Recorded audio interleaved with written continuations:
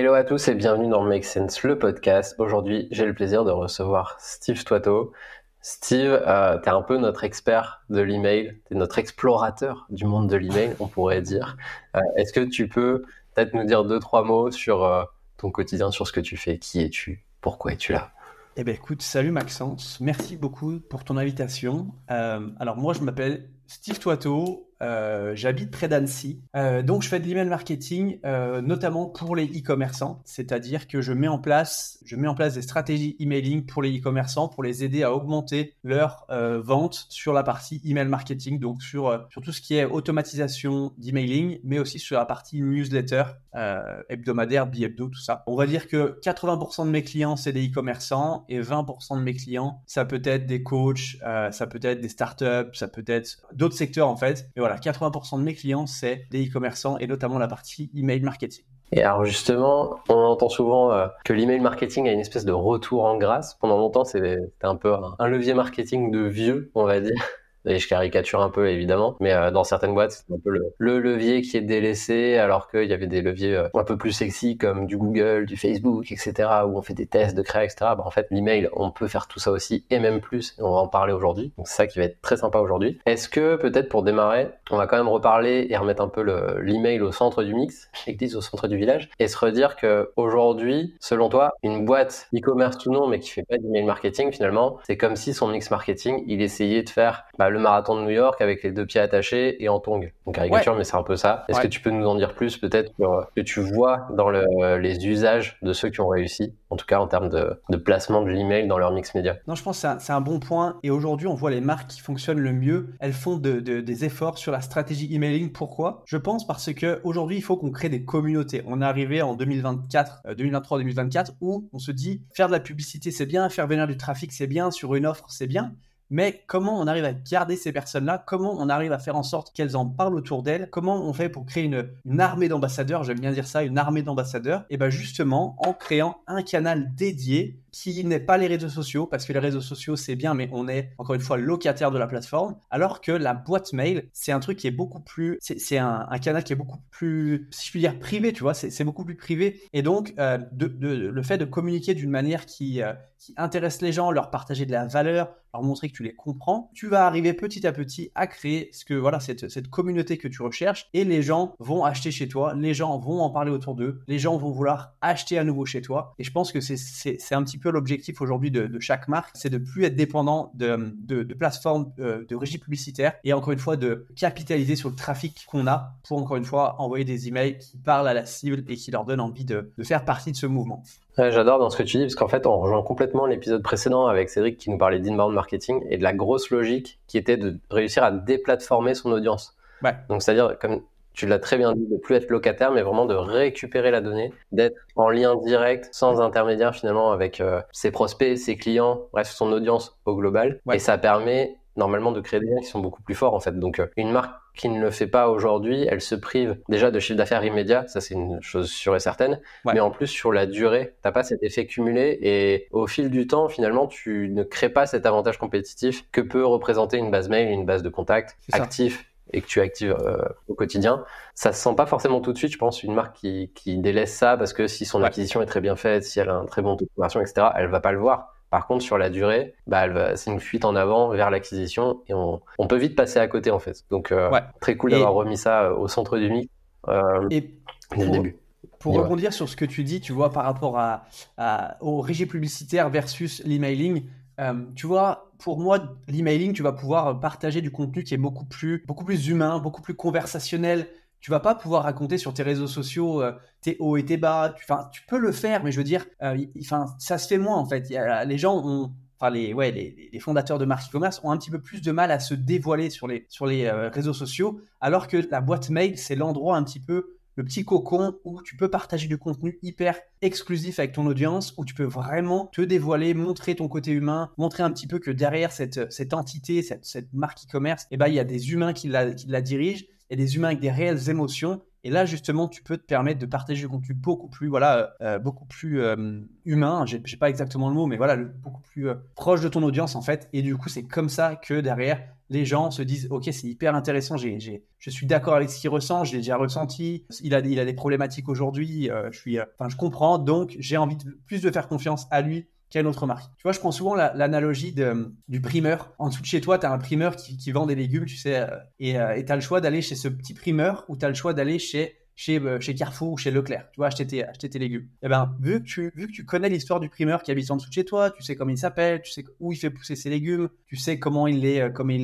fait, comment il les transporte jusqu'ici, et ben en fait, tu connais son histoire, tu connais un petit peu ses émotions, tu sais qu'il se lève tous les matins, quand tu discutes avec lui, tu sais qu'il se lève tous les matins à 6h du mat pour faire sa popote et tout, alors que Carrefour, Leclerc, t'en sais rien en fait. Et tu vois, il y a un fossé entre les deux, et je pense que le côté humain, il faut le mettre en avant. D'autant plus aujourd'hui avec l'intelligence artificielle où on peut créer des contenus à la va-vite et c'est pas du tout humanisé. Justement, en prenant le contre-pied, en se disant comment je peux mettre de l'humain dans mon marketing, et ben, c'est comme ça que les gens vont s'identifier et se dire ok, j'adore cette marque. Et c'est ça le but. Ouais, finalement, c'est réussir à avoir ce côté authentique, Exactement. qui est le mot hyper galvaudé, parce que tu as beaucoup de gens qui essayent de faker une authenticité, ce qui est impossible.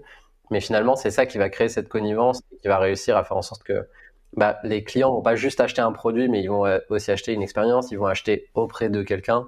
Et ça, pour le coup, en plus de déplatformer et déjà de pas oser le faire potentiellement sur du Meta, sur du Insta, sur LinkedIn, etc. Mais aussi, c'est sur des régies, tu es soumis aux algorithmes finalement. Donc, tu es obligé d'avoir un minimum pas de course like, mais en tout cas, si t'as pas des contenus likeables ou qui ont un attrait direct ou que les gens vont liker, etc., en fait, ton contenu, il va se perdre. Alors que sur l'email, ton canal direct, pour le coup, t'es toujours soumis évidemment à tout ce qui va être réussir à avoir des emails qui sont ouverts, des emails qui sont cliqués, etc. Ça, c'est une autre histoire. Mais au moins, t'as pas un intermédiaire qui va dire les gens ont pas l'air d'aimer ce contenu, je vais le cacher sous un tapis très épais pour que personne ne le voie et ne puisse le liker. Donc au moins, t'as cet accès direct pour montrer ce discours-là que tu peux tenir dans l'email, pour le coup. Carrément. Très clair. Et en tout cas, on a pas mal parlé. Je pense que les gens ont compris maintenant que l'email, c'était important. Parce que déjà, il y a cette tendance aussi depuis quelques années où l'email est revenu en grâce. Donc, il y a aussi une logique de volume derrière. On aura l'occasion d'en parler aussi. Comment réussir à se faire sa place finalement dans des boîtes mail qui sont pas saturées, enfin, qui commencent à être de plus en plus saturées. Mais si on gère bien, on peut éviter cette saturation-là, on va dire. Mais si on devait résumer et dire aux gens qui sont convaincus, ok, du coup, c'est quoi un bon email? Et chacun a sa propre définition, je pense, de ça. C'est quoi la tienne à ce niveau-là? Pour moi, un bon email, c'est un email qui remplit sa promesse. C'est-à-dire, si aujourd'hui, j'ai envie de raconter l'histoire de mon entreprise, raconter l'histoire de mon e-commerce, comment je l'ai créé, comment j'en suis venu à là, en fait, tu sais. Si mon objet d'email, il te dit, dans cet email, gagner 10 000 euros par mois, et alors que dans le contenu de l'email, je te dis un truc qui est complètement différent. Et en fait, t'as pas rempli ta promesse. Et en fait, c'est ça qui est hyper important et que de nombreuses marques ne font pas, c'est ne pas remplir leur promesse. Ton objet d'email, ça doit attiser la curiosité d'ouvrir l'email et de raconter quelque chose qui a de la valeur. Donc, tenir ta promesse et aussi partager un contenu qui a de la valeur pour ta cible. C'est-à-dire que moi, aujourd'hui, je te dis une bêtise, j'adore le sport, j'adore la course à pied. Si tu me partages un contenu qui ne met pas en avant la course à pied, tu me partages un contenu qui me met en avant la course à pied c'est nul, faites je sais pas la danse classique, et moi pour le lecteur ça va pas remplir mon objectif, ça va pas remplir l'objectif que tu en avais. Donc je me dis c'est pas un bon email. Un bon email, c'est quelque chose qui apporte fondamentalement quelque chose à la personne. Ça peut être une information, apprendre quelque chose, donc une information. Ça peut être de shifter une croyance. Par exemple, encore une fois, je fais de la course à pied, je débute. Moi, je pense que faire plus de 10 km de course à pied, c'est impossible. Et si tu arrives à m'expliquer que c'est possible de faire plus de 10 km à pied en moins d'une heure, et tu vas shifter une petite croyance dans ma tête. Et une fois que je vais avoir lu ton email, je vais te dire ah ouais, c'est intéressant. Si je prends ce petit complément alimentaire, je peux aller un tout petit peu plus vite et battre le record que j'avais et que je ne pensais inatteignable. Donc, encore une fois, c'est vraiment d'apporter une valeur ajoutée à la personne, que ce soit apprendre quelque chose, comme je te dis, shifter une croyance, vraiment un truc qui fait passer un bon moment à la personne. Alors, faut pas que ce soit une série Netflix d'une heure, c'est juste de partager un contenu qui intéresse, qui divertit et qui soit mémorable. J'aime bien dire que les emails, faut faire en sorte qu'ils soient divertissants, engageants et mémorables. Et c'est ça pour moi le vrai but c'est ça un bon email. Ouais, et en fait, là où il y a un piège potentiel là-dessus, c'est de se dire que tu peux avoir des bons résultats sur un email qui remplit pas sa promesse, à mon avis, parce que tu as eu les ouvertures qui vont bien. Exactement. Et si tu regardes que ça, par exemple, bah, ok, cool, les gens l'ont vu et tout. Et en fait, bah, tu vois pas cet effet, surtout si tu avais peu de CTA, donc tu peux pas jauger sur un taux de clic, etc. Ouais. Mais en fait, tu vas avoir perdu des points de street cred, d'email street cred sur le futur, et finalement, tu vas le payer sur la durée. Donc ça, il y a des pièges là-dessus. Et juste pour rebondir sur ce que tu dis, je pense qu'un bon email, c'est un email qui fait avancer la personne vers ton objectif final. Donc ton objectif final, ça peut être de vendre ton produit, mais c'est pas parce que tu envoies un email que tu tires pour tuer en fait. C'est-à-dire, tu tires pas pour faire une vente à chaque fois. Tu tires pour, encore une fois, faire avancer les gens petit à petit vers la fin. Tu joues au golf, tu es à 500 mètres du trou, tu tires pas une grande mine pour arriver dans le trou, c'est impossible. Non, tu te dis, bah, bien, je vais essayer d'avancer un petit peu ma balle. Donc, tu tapes toutes tes forces pour que ça approche. Et bah, t'es plus qu'à 100 mètres. Ok, je vois un petit peu le terrain, il est un petit peu comme ça. Viens, j'approche un peu la balle. Hop, ça y est, je suis plus qu'à 25 mètres. Et bah, ça, c'est une bonne partie de golf. Donc, un email, c'est pareil. C'est juste avancer petit à petit vers l'objectif final. Ouais, c'est la métaphore un peu plus originale que celle du mariage où tu ne demandes pas quelqu'un en mariage au premier rendez-vous. Ouais. La métaphore du golf, j'aime bien parce qu'en plus, c'est un jeu par itération en fait. Donc, exactement. Là, pour le coup, t'as vraiment ce côté où petit à petit, tu vas te rapprocher, mais au final, tu sais jamais si ton coup il va vraiment marcher. Donc, t'en as toujours un qui est prévu d'avance, etc. Donc, vraiment sympa. On a commencé tout doucement à évoquer les erreurs qu'on retrouve en email marketing. Il y en a énormément des erreurs pour le coup. Et là, on parle pas forcément de j'aime pas tel ou tel design d'email. Hein. Il y a vraiment des règles assez fondamentales qu'on peut difficilement bypasser. Ce serait quoi pour toi les principales erreurs à éviter? Il y a beaucoup, ouais, comme tu dis, il y a pas mal d'erreurs, notamment déjà. Moi, je vois une chose qui revient souvent, c'est de traiter plusieurs sujets à la fois dans le même email. Je m'en souviens, un coup, j'étais abonné à une newsletter d'un e-commerçant qui vendait des fringues écolo, je sais plus ce qu'il faisait. Et en fait, il avait fait un email en rentrant de vacances au mois de septembre. Ouais, je crois c'est au mois de septembre. Et il dit excusez-moi, je vous ai pas écrit depuis longtemps, blablabla. Alors, j'étais en vacances. Donc, il y avait une photo de la plage. Il était à la plage, dans l'eau, ou bref. Donc, il disait qu'il était en vacances, je sais pas où, Cap d'Agde, ou je sais pas où. Ensuite, il disait qu'il avait une nouvelle collection qui sortait. Ensuite, il montrait des témoignages clients. Ensuite, il montrait je sais plus quoi. Et en fait, notre cerveau, il peut pas traiter tant d'informations à un moment donné, tu vois. L'information doit être simple, concise et précise. Donc, c'est pour ça que une des erreurs, c'est de vouloir trop dire de choses dans le même email. Un email, c'est une idée, un contenu, un appel à l'action différent. Donc, encore une fois, c'est vraiment de traiter trop de sujets à la fois. Si tu as 5 choses à dire, bah, fais 5 emails. C'est tout simplement. Parce qu'encore une fois, si tu me dis trop de trucs, je vais réfléchir, ça va me casser le cerveau et les gens vont se barrer. Donc, c'est pas le but. Ensuite, une autre erreur que je vois souvent, c'est de ne pas apporter en fait de la valeur dans tes emails. C'est-à-dire, encore une fois, tu dis rien d'intéressant pour le lecteur cible. Si il ouvre ton email, il le lit et ça lui apporte rien, ça le fait chier, c'est ennuyeux, c'est nul. Et ben ça c'est une erreur en fait parce que les gens se disent ok moi je me suis pas abonné à un truc qui est nul. C'est comme quand tu regardes une série Netflix, si au bout de 2 minutes tu te rends compte que ça t'accroche pas trop, ça t'apporte rien, c'est pas divertissant, et ben t'arrêtes, donc tu te désabonnes. Et ben c'est exactement la même chose. Autre erreur que je vois aussi, c'est de parler que de soi, c'est-à-dire nous faisons ci, nous faisons ça, non. En fait les gens ils s'en foutent de toi. Les gens ce qui les intéresse c'est eux-mêmes. Donc faut leur parler de leurs problèmes, faut leur parler de leurs désirs, faut leur parler de ce qu'ils veulent. Pour que derrière, tu crées cette relation de confiance et qu'ils se disent « Ok, j'ai envie de faire confiance à cette marque plutôt qu'à une autre. » Ensuite, je vois aussi souvent, c'est d'être ennuyeux, c'est-à-dire des emails qui sont fondamentalement ennuyeux, ça ne dit rien d'intéressant. Tu les lis, tu es là, ouais, ok, super. Enfin, ça rejoint un petit peu le point numéro 2 de la valeur. C'est juste de ne pas apporter de la valeur assez rapidement et au lecteur, il faut qu'il se dise « Ok, en fait, ça m'a saoulé, j'ai pas envie d'aller plus loin. » Donc ça, c'est une grosse erreur. Et une 5e erreur que je vois souvent, c'est d'utiliser du jargon que le lecteur ne comprend pas. Donc souvent, il y en a qui veulent faire un peu les malins avec du jargon un peu professionnel ou du jargon de leur secteur. Et ben, les gens ne sont pas forcément éduqués à ce jargon-là, tu vois. Donc de dire, par exemple, je sais pas, tu es dans le CBD ou tu es dans la santé. Tu es dans la santé, on utilise des molécules, je sais pas, B4, machin. En fait, on s'en fout. Explique-nous juste que c'est bien. Et me partage pas du jargon, c'est du chinois en fait, pour moi j'y connais rien, tu vois. Donc l'idée c'est ça, c'est de partager du jargon dont la cible va comprendre ce que ça veut dire en fait. Ouais, il faut s'adapter au niveau de lecture de l'interlocuteur. Et pour le coup, parce que t'en as qui pourraient objecter en disant oui, mais attention, on est quand même surtout là quand on est dans le domaine des allégations de santé ou ce genre de trucs, il faut être précis, etc. Mais en fait, l'email, c'est pas forcément le lieu pour ça. Et il faut vraiment distinguer. C'est peut-être une erreur bonus qu'on peut rajouter, mais il faut distinguer la communication sur le site web, la communication dans les créas, etc.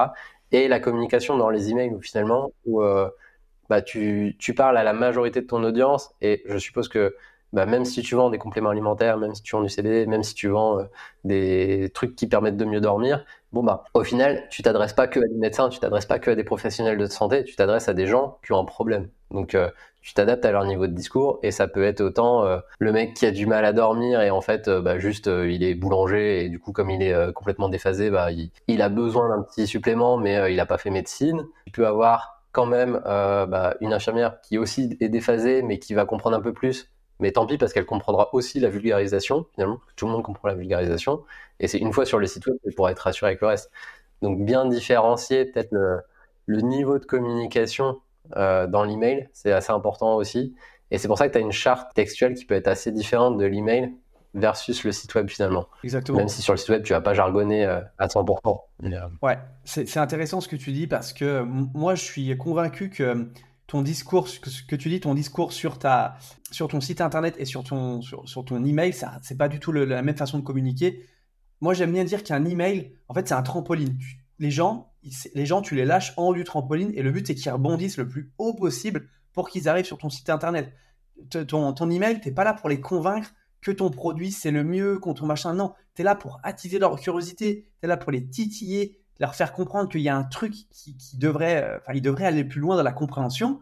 Tu veux aller plus loin, clique sur le bouton d'appel à l'action sur cet email. Tu vois ce que je veux dire? C'est pas, c'est pas une mini page de vente en fait ton email. Loin de là, c'est au contraire, c'est vraiment titiller cette petite chose, ce petit bénéfice. Tu vois, c'est attiser tout ça pour donner envie aux gens de cliquer. Donc, t'as pas besoin de faire du jargon dans ton email, juste explique à la limite qu'il y a un truc qui peut les aider à X, Y, Z. Cette petite chose a permis, je te dis une bêtise, à 20 000 personnes de faire ça, mais c'est pas ce que tu penses. Si tu as envie de savoir quoi, clique ici. Et ben là, tu vois, il y a un petit peu de curiosité. Alors, je l'ai mal dit, mais l'idée, c'est ça, quoi. Ouais, et puis l'idée, c'est vraiment de rester sur des logiques de micro-conversion. C'est un peu comme avec ta métaphore du golf, finalement. T'as pas de panier au sein de l'email, de toute façon. Donc les gens doivent aller sur ton site web à un moment ou un autre. L'objectif de l'email, c'est de faire la passe, finalement, et après, charge au site web de convertir, ou s'ils achètent toujours pas, charge ensuite aux emails de panier abandonné et autres, on en parlera après, mais de prendre le relais. Mais là, pareil, tu vas revenir sur une micro-conversion qui est pas achète, finalement, c'est reprendre ton parcours d'achat, un peu différent dans la logique. Mais pour le coup, il faut pas en demander trop, faut pas être trop gourmand finalement sur l'email. T'as pas un one-click pay dans l'email qui va permettre de déclencher la conversion tout de suite. Tu veux juste remettre les gens dans le jeu ou pouvoir les récupérer et aller un peu plus loin dans le discours. Donc c'est une logique de micro-conversion qui est complètement différente d'une logique de conversion achat ou de conversion de lead.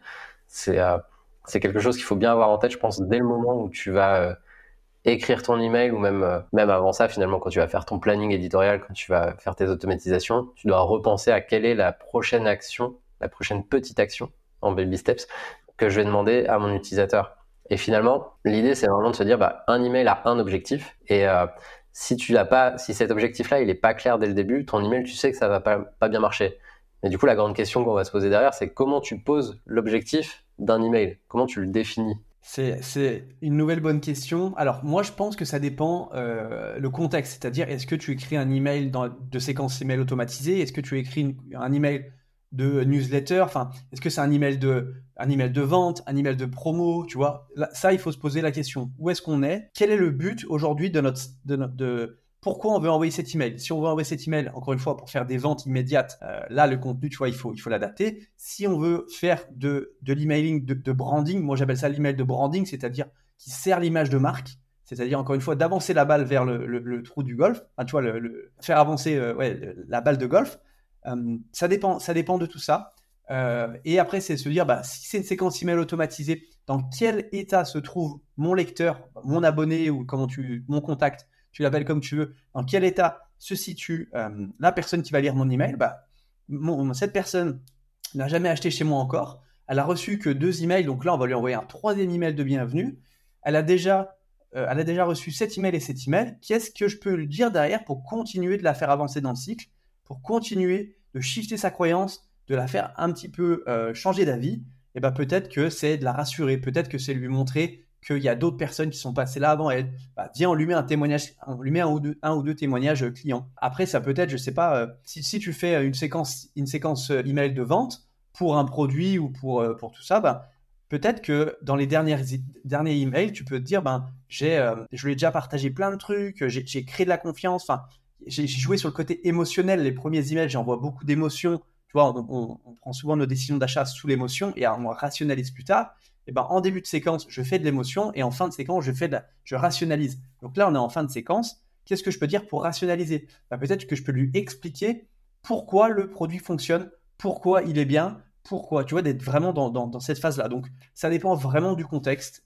J'ai pas de réponse type. C'est juste se poser et se dire, OK, quel est l'objectif aujourd'hui? Qu'est-ce qu'on veut faire? Et en fait, faire le pont entre ces deux points. OK, bah, le pont, c'est peut-être de partager ce type de contenu pour aider la personne à avancer dans le cycle de vente, encore une fois. Ouais, donc tu as quand même cette logique de contextualisation de l'email à reprendre en compte et peut-être dézoomer le plus possible et se dire, OK, bah, en fait, qu'est-ce que la personne attend à tel moment? Qu'est-ce que j'attends de la personne? Quelles émotions j'ai envie de faire passer? Quelles infos j'ai envie de faire passer? En fait, t'es pas obligé d'écrire tout de suite le mail et de prendre le stylo, la plume ou quoi que ce soit et de direct y aller. En fait, limite, le temps de brief est aussi important finalement que le temps de rédaction parce que c'est déterminer si ça va faire mouche ou pas en fait. Exactement. Je rebondis sur ce que tu dis. Je rebondis sur ce que tu dis. Le temps avant de créer l'email, il est encore plus important que le temps de rédaction. Tu sais, c'est un peu la loi de Pareto, 80-20. Bah, 80% de ton temps, tu dois le dédier à savoir ce que tu vas dire, le contexte, savoir tout ça. Et 20% de ton temps, si tu as pris ce temps des 80 avant, et ben les 20%, bah, ça va être tranquille. Tu vois, tu vas savoir exactement ce qu'il va falloir dire. Tu vas être beaucoup plus pertinent. Et donc, moi, je conseille toujours voilà, de prendre. Enfin, moi, quand je fais un calendrier édito pour des clients, il y a une case objectif. Donc, l'objectif de cet email, juste en une phrase, l'objectif de cet email est de blablabla. Bla, bla, bla. OK. Et ben, une fois que tu as mis ça sur papier, ben, c'est beaucoup plus facile d'écrire un email que d'attendre devant ton ordi, de te tenir la tête comme ça. Oh putain, qu'est-ce que je vais bien pouvoir envoyer? Tu vois, c'est compliqué. Alors que si tu le mets en amont, ben, derrière, c'est facile. Ouais, finalement, c'est un peu comme si tu fais un exploit sportif sans préparation. Finalement, tu risques la tendinite, tu vas avoir la crampe, etc. Au final, si tu as pris le temps de bien t'échauffer, si tu as fait la petite récup, si tu as pris ta petite boisson énergétique avant et tout, bah, au final, dès que le coup d'envoi il est donné, ça part tout de suite en fait. Donc il faut pas se ruer, je pense, sur les claviers et limite ça peut faire pire que mieux parce que le problème de l'email, et ça on en reparlera potentiellement aussi, c'est de se dire que si tu fais une pub méta qui marche pas, bon, t'as perdu de l'argent. Si tu fais un email qui marche pas, t'as perdu potentiellement à la fois des abonnés, qui sont des abonnés, et t'as perdu de la crédibilité. Donc c'est important quand même d'y réfléchir, limite plus que sur une créa méta où t'as beaucoup plus cette logique d'A/B testing, pas à la cool, parce que t'as quand même du budget derrière, mais le coût de l'A/B testing en email, il paraît plus facile parce que tu mets pas du budget média en face. Mais pour autant, derrière, tu peux pas non plus A/B tester des versions complètement aberrantes parce que les pertes qu'il y a derrière, en crédibilité, en abonnés, etc., elles sont beaucoup plus importantes parce que c'est des pertes cumulées en fait. Et nous, on cherche plutôt à avoir des gains cumulés dans le temps. Exactement. Donc ça, c'est quelque chose à peut-être pas oublier, à remettre en avant. Et tu as un point quand même, au moment où tu passes à la rédaction, et je sais qu'il y a pas mal de monde qui galère à ce niveau-là aussi, c'est quand tu fais un email, finalement, c'est un peu les bases du copywriting, mais chaque phrase doit faire donner envie de lire la suivante, etc., jusqu'à arriver au CTA. Mais en fait, comment tu fais, toi, pour garder l'attention du lecteur au sein de l'email et que ce soit pas juste des mots qui sont envoyés dans une bouteille à la mer, un email à la mer? Comment tu fais pour garder cette attention, justement? Je pense déjà qu'il faut s'intéresser fondamentalement à qui est notre cible, qui est notre cible, encore une fois, quelles sont ses frustrations, quels sont ses désirs. Tout ça, il faut le savoir parce que tu peux pas t'adresser à quelqu'un si tu le connais pas. C'est comme en vente, si tu veux vendre quelque chose à quelqu'un, il faut connaître la personne, il faut savoir un peu ses problématiques, il faut savoir ses déclencheurs d'achat, il faut savoir ses freins, ses croyances, tout ça, il faut s'y intéresser. Donc déjà, il y a un gros travail qu'il faut faire, je pense, c'est faire ce que j'appelle la recherche avatar. C'est-à-dire, tu prends, je sais pas, tu prends 2 jours dans ton agenda et tu vas essayer de créer un portrait robot de la personne à qui enfin, ta cible, qui elle est, ce qu'elle pense, ce qu'elle n'aime pas, ce qui l'empêche de passer le cap, ce qui l'empêche d'acheter ta solution. Une fois que tu sais tout ça, bah, derrière, c'est assez simple en fait de parler les mots de la personne, encore une fois, parce que tu sais ce qu'elle a envie de savoir. Moi, par exemple, demain, je suis un bodybuilder, je suis à fond dans la muscu.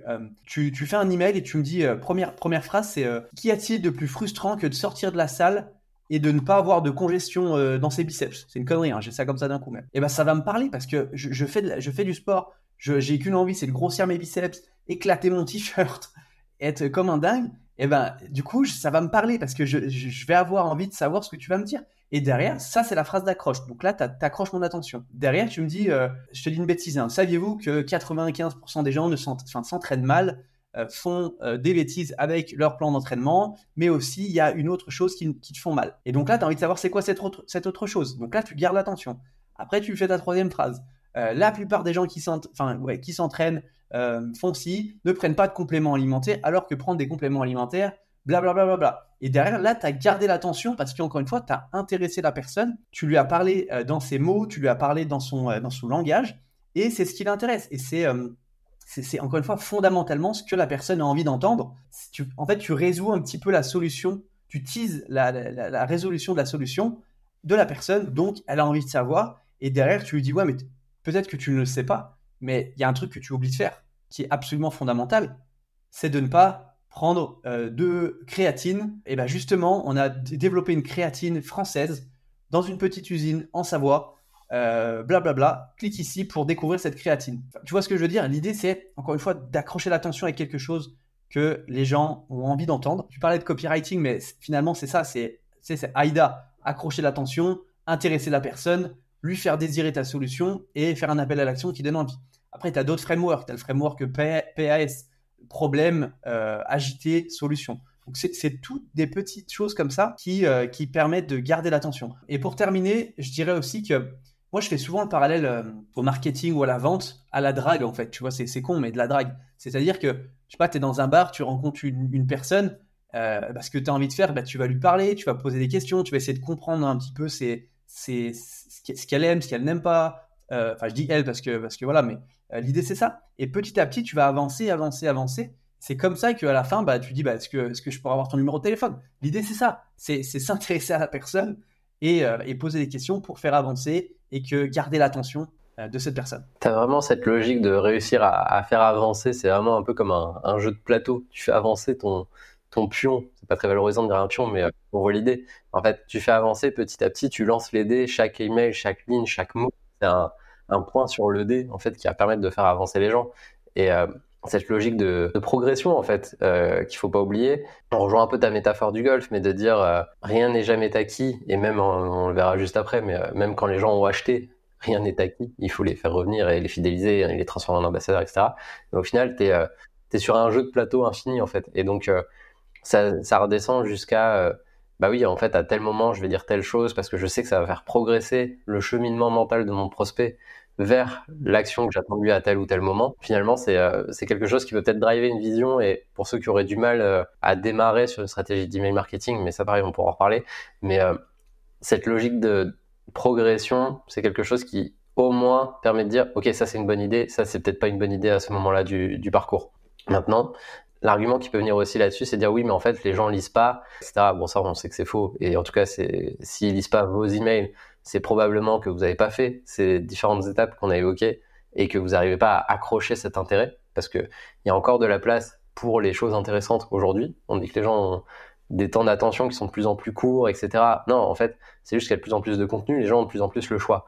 Donc en fait, ils ont de plus en plus le choix de zapper vers un autre contenu. Et, tu connais l'exemple de Netflix, les gens peuvent zapper entre 10 millions de séries, et ben là, ils peuvent zapper entre 10 millions de marques, 10 millions de contenus, etc. Il faut juste être le bon contenu qui arrive à les accrocher. Maintenant, et on a une chance quand même sur l'email, c'est que on a fait le tour, je pense, de comment on décide si un email est bon ou pas et par où on commence, mais quelque chose qui revient très souvent, et je sais que ça t'agace probablement autant que moi, c'est que tu as quand même beaucoup de templatisation dans notre métier, où tu as des emails où t'enlèves le logo, au final, tu sais pas dire qui est la marque. Est-ce que t'as un avis finalement sur cette ultra templatisation de l'email marketing aujourd'hui? Ouais, pour moi, en fait, ce qui se passe, c'est qu'aujourd'hui, l'email marketing n'est pas assez pris au sérieux, et c'est pour ça que tout le monde veut faire des templates et faire un truc rapide, tu vois. Viens, on se fait une petite template vite fait, et du coup, après, on arrête, et c'est bon, c'est vite fait. Après, on n'a plus qu'à remplir cette template, et c'est tranquille.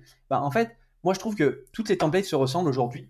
C'est un fait. En e-commerce, toutes les templates d'email se ressemblent. Et donc, pour moi, le meilleur moyen de ne pas sortir du lot, c'est de faire comme tout le monde. C'est-à-dire de faire des templates avec un gros logo en haut, le plus gros possible, le plus lourd possible. Ensuite, en bas, de mettre un tout petit mot ou deux. Ensuite, plein d'images, plein de recommandations de produits. Et puis, un petit appel à l'action là-dessus. Et puis après, plein d'images. Et en fait, ça, c'est vu et revu. Et en fait, pour moi, encore une fois, c'est le meilleur moyen de pas se différencier, de pas créer de rapport avec son audience. Donc, je pense que moi, je pense que c'est une bêtise de faire comme tout le monde. Alors, je dis pas que je suis anticonformiste parce que c'est pas vrai, mais moi, je pars toujours du principe que si tout le monde fait une chose, il faut faire autrement. Il faut essayer de trouver une autre solution. Et donc, moi, c'est pour ça que les emails que je fais, je mets l'accent sur le texte plutôt que sur le design et sur l'aspect templatisé. Et puis, en plus, tu sais, quand tu reçois un email très templatisé, tu te dis tout de suite, c'est bon, c'est vu et revu, tu vois.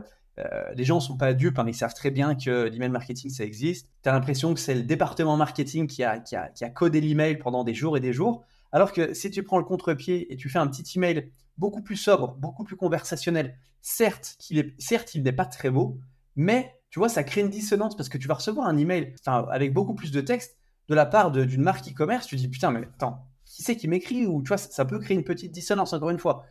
Je prends souvent l'exemple de la marque Archie, je ne sais pas si tu connais, c'est du vinaigre.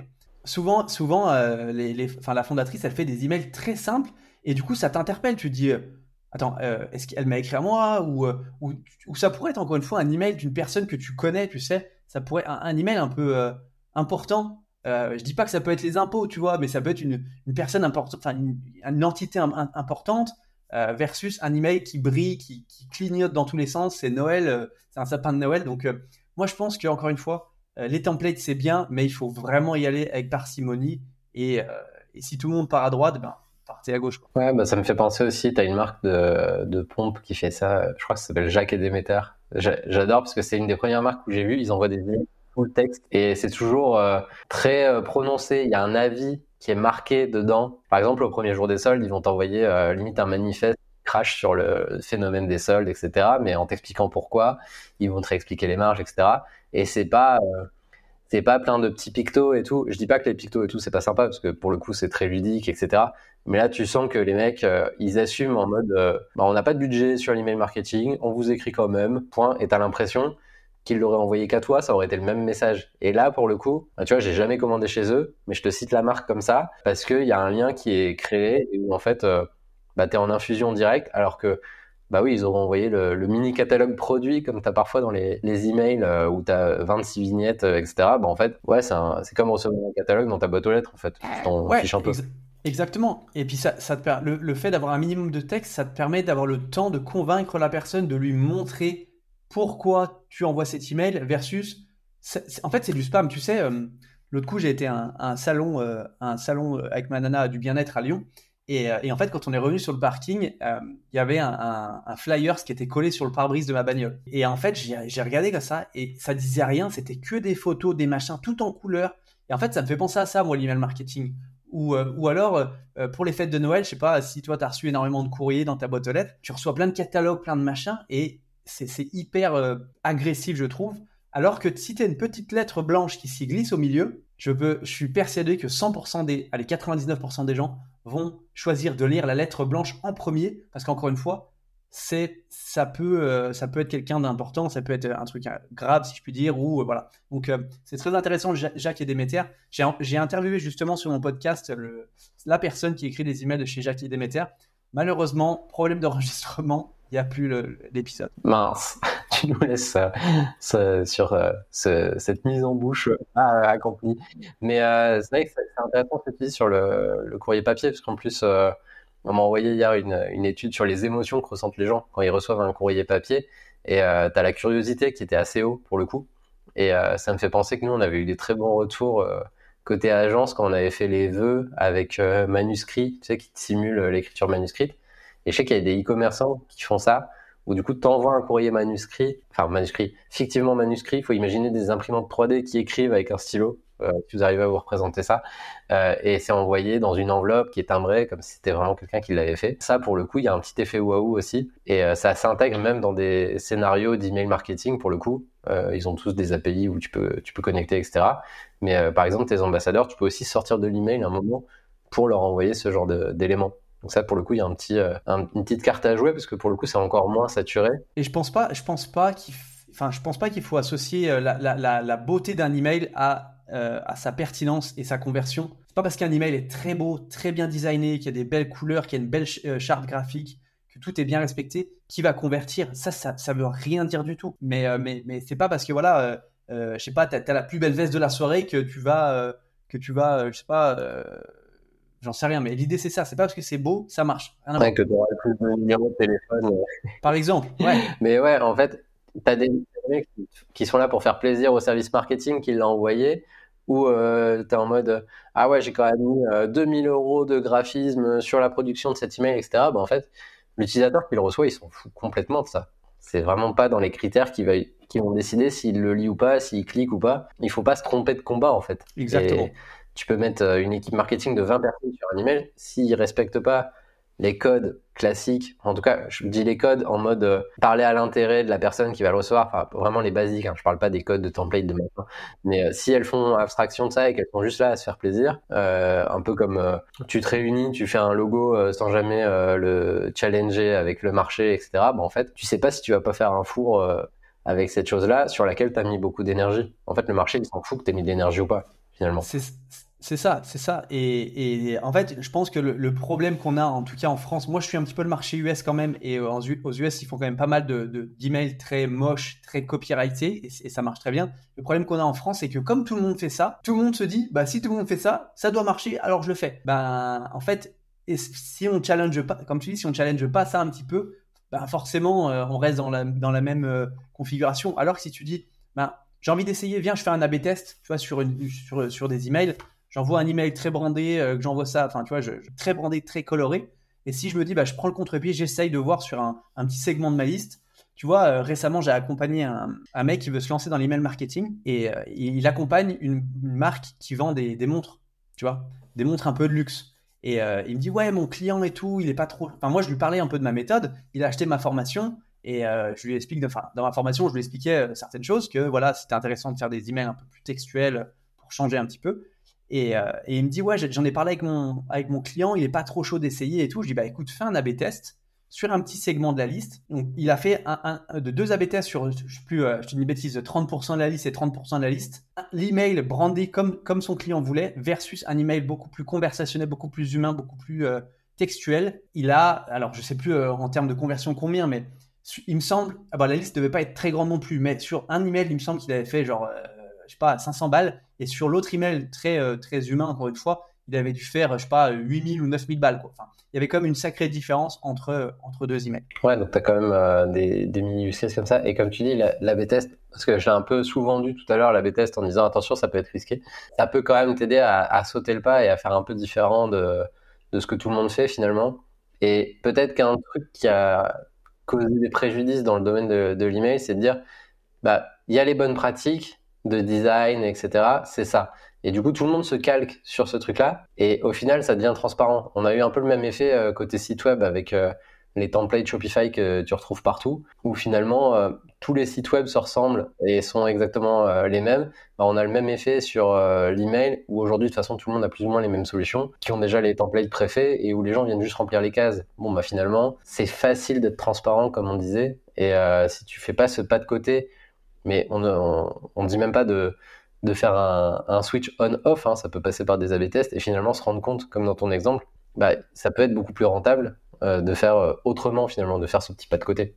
Moi, j'aime bien dire que les emails que j'envoie pour mes clients, c'est des emails hybrides, c'est-à-dire 80-70% c'est du texte et 20 à 30% c'est des images, parce que des fois, il faut monter le produit aussi, tu vois, c'est normal, hein. C'est pas un email Gmail que tu envoies, c'est pas du plain text. Il y a quand même le logo. Moi, je mets toujours le logo en bas de l'email. Je montre la photo du produit. Des fois, je mets la photo des fondateurs parce qu'encore une fois, ça humanise. tu vois, c'est pas tout blanc, tout noir. Des fois, je mets des petits emojis. Le client me dit, moi, j'aimerais qu'on mette des emojis ou de la couleur sur le texte. Enfin, pas de problème. C'est pas tout blanc, tout noir. C'est juste qu'il faut trouver le juste milieu et faire des A/B tests et voir ce qui marche le mieux.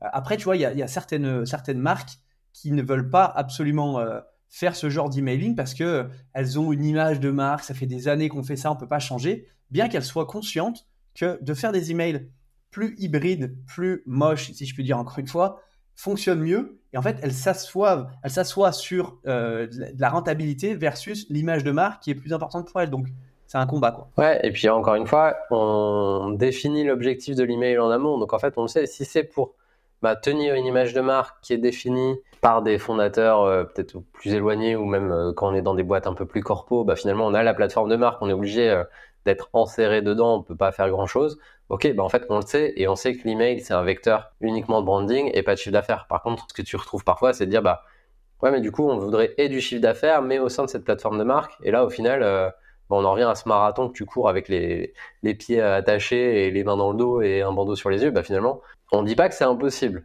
mais on dit que ça va peut-être être un peu compliqué quand même d'y arriver, et en tout cas d'y arriver à temps. Après, tu auras la voiture balai qui va passer. Il faut quand même faire attention aux assets qu'on va avoir et au final de se dire, ok, le mail, il faut savoir aussi si on lui demande de l'argent, de la connivence avec le client, de faire passer des infos spécifiques sur des innovations produits. Nous, on a eu ça il n'y a pas longtemps. Tiens, on est sur un mois où il y a des grosses innovations sur des produits un peu tech. Là, on est sur une vocation informationnelle. Tu retrouves un peu les mêmes logiques finalement que le SEO avec quel est le niveau de recherche ou le niveau d'information que souhaite la personne en face. Est-ce que tu es sur du transactionnel, d'informationnel, etc. On en revient quand même au fait que l'email, ça reste le moyen par excellence de communication directe avec ce client, et on peut peut-être rentrer un peu plus dans le détail sur ce positionnement un peu particulier que ça a avec la capacité à créer une relation avec la marque. On a pris des exemples déjà où tu peux rentrer en connivence avec le client, mais comment ça se positionne, comment t'insistes sur cette phase-là pour que justement ça soit, oui, tu peux avoir du ROI sur l'email, mais tu as aussi un peu les fameux dark socials, tu as des effets que tu vois pas forcément, mais que tu vas récupérer. Comment tu vois tout ça? Moi, je vois tout ça. En fait, pour moi, il y a deux choses qui sont importantes. Quand tu fais de l'email marketing en e-commerce, il y a forcément la rentabilité de ta stratégie emailing et il y a aussi la communauté que tu vas créer. Pour moi, ça, c'est les deux choses hyper importantes. Donc, est-ce que tu cherches à faire du profit rapidement tout de suite ou est-ce que tu cherches à créer une communauté? Est-ce que tu cherches à que les gens disent waouh, oh, cette marque, ils font des emails trop beaux. Par contre, j'en sais rien ce qu'ils disent. C'est juste trop beau. On devrait s'en inspirer pour tu vois, les écoles d'art ou j'en sais rien. L'idée, c'est ça, c'est de se dire comment toi, tu as envie d'être vu. Est-ce que tu as envie d'être vu comme une marque qui communique d'une façon très corporate, très design, très lourd, très machin, comme tout le monde, ou tu as envie, encore une fois, d'être un petit peu différent et de parler d'une manière conversationnelle comme Jacques et Déméter, ils le font. Je veux dire, c'est marrant parce que tu vois, tu t'en souviens en fait de la façon dont ils communiquent et c'est ça qui est important. Même si tu n'es pas client, tu t'en souviens. Et demain, si on te dit, tu sais pas où je peux acheter des chaussures je sais pas quel type de chaussures ils font, tu vas penser peut-être à eux parce que tu dis, eux, par contre, ils ont une façon de communiquer, c'est hyper intéressant, ça sort du lot et c'est ça qu'on cherche. Moi, j'aime bien prendre la métaphore de Seth Godin, d'être la vache violette en fait. Dans un champ, il y a des vaches. S'il y a une vache violette, à part la vache violette Milka, si c'est une autre vache, faut que ce soit toi en fait. Faut que tu sortes du lot et que les gens se disent, c'est hyper intéressant. On voit que cette marque-là, parce qu'elle a une façon de communiquer qui est différente. Et il faut se dire, comme tu disais tout à l'heure, qu'on est soumis à énormément de contenu. Donc, si tu ne te démarques pas, tu vas mourir. Ta stratégie d'email marketing, elle va mourir. Ou alors, elle va marcher gentiment. Tu vois, ça va. Et donc, voilà, c'est savoir un petit peu ce que tu as envie de faire. Est-ce que tu as envie de créer ce mouvement en mode, venez les gars, je vous parle d'une manière conversationnelle, humain. On est là ensemble, je vais vous aider à résoudre votre problème. Ensemble, on va créer un truc, un mouvement où je vous écris vite fait, bien fait. Enfin, vite fait, bien fait, non. Je fais des emails très brandés. Je vous écris comme j'écris à tout le monde, d'une manière un peu agressive. Ça sonne un peu dans tous les sens. C'est très, très design, ça brille, machin. Voilà.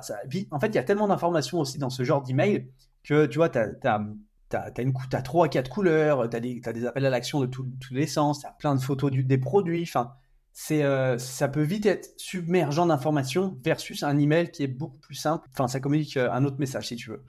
Je sais pas si ça répond à ta question. Ouais, c'est un peu et c'est assez marrant cet effet. Ça me fait penser un peu des emails trop maquillés où du coup tu vois plus vraiment ce qu'il y a derrière et tu sais plus à quoi s'attendre. Et l'autre métaphore à laquelle ça me fait penser, ça, c'est se dire bah, si ton email c'est coaché là, ça part dans tous les sens. Au final, bah, la personne elle est là, elle est un peu paumée et finalement elle revient, elle se souvient de rien. Tu sais, elle clique sur précédent, elle se souvient même pas de ce qu'elle a vu. Il y a un blackout total.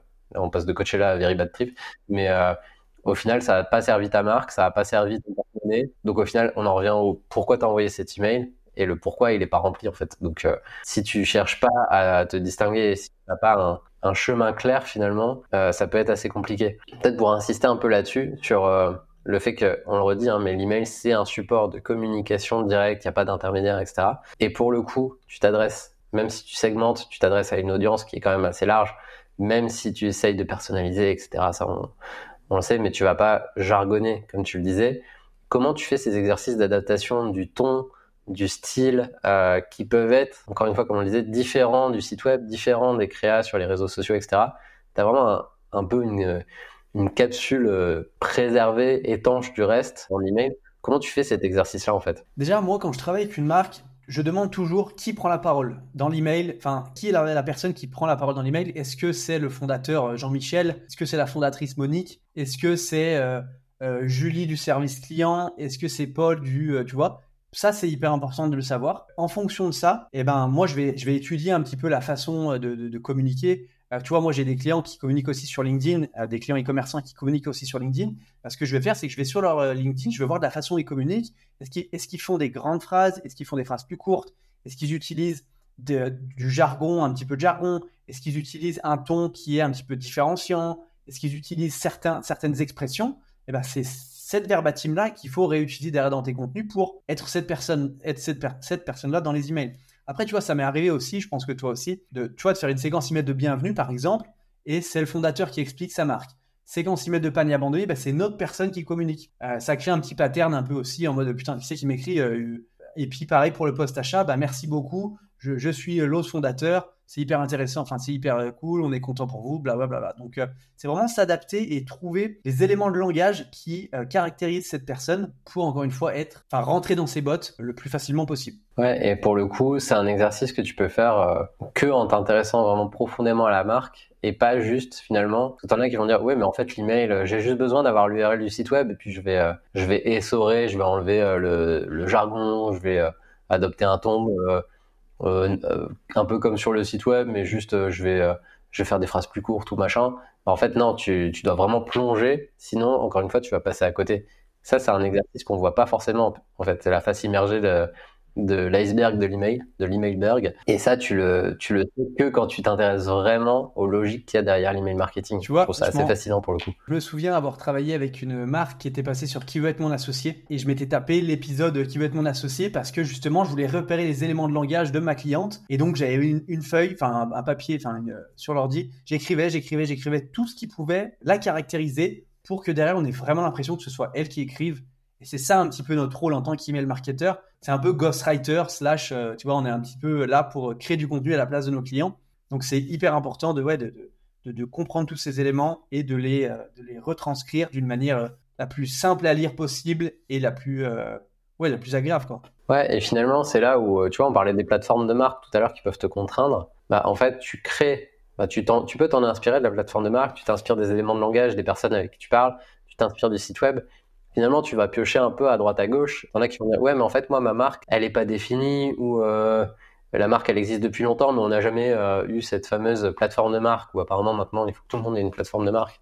Dès que tu crées un compte Stripe sur ton site web, il faudrait que tu aies une plateforme de marque et tu as des plateformes maintenant, on voit, alors je vais pas donner trop de chiffres, mais dans l'idée, tu peux avoir des chartes un peu low cost finalement, qui sont pas des vraies plateformes de marque. Au final, est-ce qu'on en a besoin pour faire de l'email marketing? Je pense que tu as déjà un peu répondu à cette question-là, mais si on pose clairement les mots, est-ce que tu en as besoin? Bah, ouais, non, c'est ce que je te disais. Je pense vraiment que t'as besoin T'as pas forcément besoin d'avoir déjà du contenu qui a déjà été fait, mais il faut toujours récupérer du contenu ou alors adapter la verbatim à la personne qui écrit. Une autre anecdote aussi, tu vois, moi j'avais un client à qui j'ai travaillé, il m'a dit non, je veux pas que ce soit moi qui prenne la parole, je veux pas que ce soit quelqu'un de mon équipe parce que si demain la personne part, blablabla, bref, des excuses un petit peu Tu vois, je comprends, tu vois. Donc, on a créé un personnage qui était dans l'entreprise, je sais plus qu'on l'a appelé, bref. Et ben, c'est cette personne qui prenait la parole. Et pourtant, tu vois, j'ai pas récupéré d'éléments de langage, c'est juste que j'ai créé ce personnage. Donc, on a fait un document. Pierre-Paul Jacques, je sais plus comment il s'appelait. Il est comme ça, il communique de cette façon. Comme ça, c'est tangible en fait, si tu veux, et ça permet de pouvoir le réadapter sur d'autres supports. Ouais, c'est quelque chose où finalement, tant que tu es au clair au sein de ta stratégie email, tu peux la modifier, etc. Mais tant que tu fais ta mini-charte, tes mini-codes, etc., et que tu crées cette espèce de fil rouge qui donne quand même une cohérence, c'est vrai qu'on n'a pas forcément trop parlé de cohérence, mais dans tout ton univers d'email, il faut qu'il y ait cette cohérence parce que c'est des mini-conversions à chaque fois que tu vas aller chercher, c'est une crédibilité que tu vas bâtir. Donc en fait, il vaut mieux avoir une cohérence au sein de l'email, même si l'email peut être un petit peu en décalé par rapport à d'autres éléments qui sont plus publics. Ça, on l'a déjà dit, mais il peut vivre dans son coin, mais que s'il est structuré, s'il a ses propres codes et si tu changes pas, tu passes pas du tu au vous d'un mail sur l'autre. Si c'est pas pour les mêmes sujets, un coup c'est Jacques, un coup c'est Paul, un coup c'est Michel, etc. Finalement, tu comprends pas, tu crées pas de lien. Tant que tout ça c'est structuré, je pense tu peux te tromper, mais le coût de l'erreur est mineur par rapport à ne pas communiquer et ne pas adapter ça, enfin ne pas communiquer du tout finalement. Ouais, non, clairement, c'est ça. Et on a un peu parlé aussi du design, l'image versus le texte. Ça peut être intéressant d'en reparler encore une fois parce que toi, tu es un grand partisan du texte dans les emails, là où on est quand même dans une époque de vignettage produit fort et pour autant fort présent et faible résultativement parlant, qui n'est pas français, mais vous comprendrez. Ouais, on a compris. Aujourd'hui, toi, ton parti pris, on va dire, ça va être de pas se concentrer seulement sur le design, mais sur le message à faire passer. Ce serait quoi le parti pris si tu devais le résumer à quelqu'un et dire pourquoi toi tu fais un email marketing qui est différent d'un autre, tu le résumerais comment? Bah, c'est ce que je disais tout à l'heure, je pense que tout le monde fait la même chose, tout le monde fait des trucs hyper templatisés, tout le monde suit les codes, les templates, en haut tu mets ça, après tu mets ça, après tu mets ça. Et ben c'est juste de se dire, est-ce que j'ai envie de faire comme tout le monde? Ou est-ce que j'ai envie de sortir du lot? Est-ce que j'ai envie d'avoir une communication qui est différente? Est-ce que j'ai envie que les gens se disent, putain, c'est hyper intéressant? Ou alors, putain, encore un qui va encore m'envoyer des emails, il me fatigue, il me dit toujours la même chose. C'est ça le parti pris, c'est de se dire, est-ce que je fais comme tout le monde ou est-ce que je fais des choses différemment? Est-ce que c'est horrible ce que je vais dire, mais est-ce que je suis un mouton parmi tant d'autres ou est-ce que justement je prends le parti pris de faire différent et de me dire que, alors certes, peut-être ça va peut-être pas plaire, j'en sais rien. Il y a des gens qui vont peut-être se dire, ouais, ça me plaît pas, mais je pense pas que les gens se disent, ah non, je m'attendais à recevoir un email trop beau. Là, je reçois pas un email beau, je me désabonne, ça m'a saoulé. Tu vois, je pense pas que ça se passe comme ça. C'est se dire, ok, le parti pris, c'est je communique de cette manière, je veux être vu de cette manière. Souvent, moi, mes clients avec qui je travaille et avec qui on fait ce genre d'email, c'est des fondateurs de marques e-commerce qui ont envie d'être proches de leur audience. C'est pour ça souvent qu'ils travaillent avec moi, parce qu'ils se disent, on adhère à ton discours, on n'a pas envie d'être vu comme une multinationale qui n'a rien à foutre de ses clients, on a envie d'être vu comme une entreprise qui fait du super taf, super pro, mais qui est proche de son audience, qui communique d'une manière différenciante. Donc voilà, c'est ça le parti pris, je pense. C'est vraiment de communiquer d'une manière humaine versus une manière très marketingisée, si je puis dire. Ouais, finalement, on en revient aux artifices que tu vas enlever pour essayer d'aller plus directement vers l'utilisateur final, vers le client de ton client, hein, parce qu'on est dans un contexte où toi, tu fais l'email marketing pour d'autres clients, pour le coup. Tu vas gommer les artifices qui finalement nuisent peut-être à cette circulation des émotions, cette circulation des messages. Et probablement que ça marche parce que aussi, tu arrives à mettre un peu de couleur sur ta vache dans un pré où il y a beaucoup de vaches transparentes qui ont les couleurs traditionnelles, on va dire, mais où du coup elles sont remplaçables les unes par rapport aux autres, on va dire. Tu arrives à faire ce petit déclic qui finalement fait la différence, là où on peut être très très bon en graphisme, on peut être très bon en design, on peut avoir des belles photos produits, etc. Finalement, les marques qui arrivent à faire ça aujourd'hui, nous on le voit parce que tu vois, à contre-pied, et je tiens pas du tout des balles dans mes deux pieds, mais on travaille avec des e-commerçants un peu plus classiques qui aiment bien cette structure d'email, mais finalement, là où tu peux bypasser un peu ces règles-là aussi, c'est quand ta marque est assez forte, elle appuie par ailleurs, et l'email, ça vient juste être ce canal de communication direct où tu viens informer sur tes nouveautés produits, etc. Et c'est des choses que les gens attendent. Mais finalement, tu as quand même ce besoin de créer du lien avec la marque. C'est juste que tu choisis de le faire en dehors de l'email parce que encore une fois, hein, la décision corpo peut être de dire, bah non, l'email, il doit respecter tel ou tel code et c'est comme ça et pas autrement. Comme on le disait, ça vient plomber probablement les résultats, ça vient plomber cet effet cumulé qui fait que bah, dans le temps, l'email va prendre de plus en plus de place, la marque va être de plus en plus connectée avec ses utilisateurs. Donc si t'as pas les relais hors email, ça peut être dangereux finalement. Et au-delà de ça, et ça, je leur dis même si j'ai des clients qui écoutent, tu perds des opportunités en ne faisant pas ça. Donc c'est quelque chose où Ouais. voilà, tu te prives d'un élément qui est dans ton équipement. C'est un parti pris, Ouais. tu connais les risques et c'est tout. Et ça peut être parce que tu juges que t'es plus héroïste ailleurs, etc. Ça, chacun voit midi à son email, comme on dit. On dit pas ça, mais et tu vois l'idée. Et peut-être que aussi, tu vois, cette notion de tendance, on parlait de la tendance des emails ultra templétisés, on parlait du fait que bah, tu avais quand même de plus en plus de marchands qui se remettaient à l'email marketing, donc tu as de plus en plus d'emails qui sont envoyés d'une année sur l'autre. Est-ce que de ton côté, tu vois des tendances qui sont anticipées sur ce phénomène de saturation, sur les nouvelles réglementations anti-spam, etc. Comment tu anticipes le futur de l'email marketing pour faire un peu grandiloquent? Moi, je pense que comme tu dis, on reçoit de plus en plus d'emails, ça saoule de plus en plus les gens, et donc c'est juste, enfin, c'est dans les crises justement qu'on peut émerger. Et ben, de la même manière qu'il y a l'IA aujourd'hui, ça fait partie énormément de notre quotidien. Il y a beaucoup de contenus qui sont faits par l'IA. Enfin, c'est très basique, je veux dire. Alors que si tu prends ce contre-pied, tu te dis, bah moi, je vais faire de l'humain, je vais mettre l'humain au cœur de ma communication. Et ben justement, tu peux pas être remplacé par l'IA, tu peux pas être remplacé. Et du coup, tu vas attirer des personnes qui sont comme toi et tu vas repousser des personnes qui sont pas comme toi. Et je pense justement qu'en 2024, c'est ça qui va primer, c'est le marketing conversationnel, l'humain avant tout. Et encore une fois, le fait de montrer un peu le behind the scene, tu vois, derrière les rideaux, enfin, comme on pourrait dire en français, ouais, ce qui se passe à l'arrière-boutique, de montrer un petit peu que. Les coulisses, Voilà, les coulisses, montrer ce qui s'y passe. Et ça, c'est pas un contenu que l'IA peut faire, c'est pas un contenu que ton concurrent peut faire.